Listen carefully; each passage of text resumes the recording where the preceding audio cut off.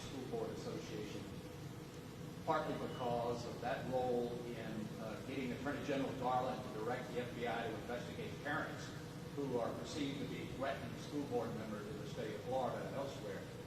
What can you say to reassure parents that they are free to express their opinions and that that is good democracy and not to be intimidated by threats of investigation?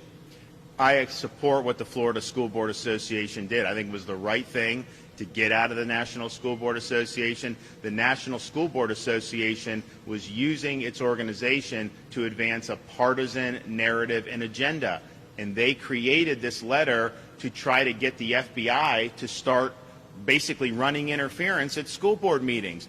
You know, they're not interested in having the FBI go after the guy in Waukesha, Wisconsin, which was an intentional act of terrorism. But they somehow think a parent who is upset that there's bad curriculum being put in school or forced masking or all these other things, that if they speak out, that somehow they are a domestic threat. Give me a break. And when this came out, we were opposed to it from the beginning because I knew what they were doing. They were trying to intimidate parents. They did not want parents to be speaking out. And I can tell you in Florida, parents should speak out.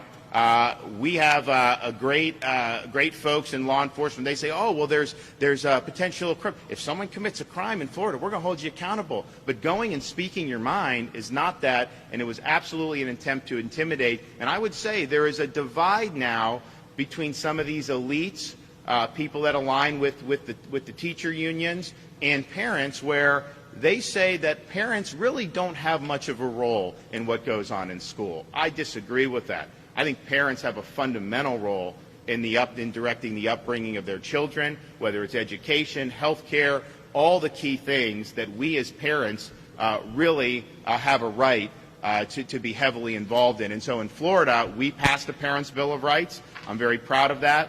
We reserved by legislation decisions about COVID vaccines for children to parents, not to government. And I'm proud we did that. But we're going to look to do more to be able to give parents the ability to make their voice heard. And if you have school districts that are not following, say, state standards about what you're supposed to, parents should have a recourse on that. Parents should be involved in knowing what's going on in the schools. I think that's very important. And you know what? In Florida, most of the school districts welcome that. There may be a few who don't, but most of them do. And we were the only big state in the country. Now, granted, I pushed for it and I laid down the law on it. But most of our school districts in 2020, they wanted to go back to school. The union sued us to close the schools, and we said we got to keep them open.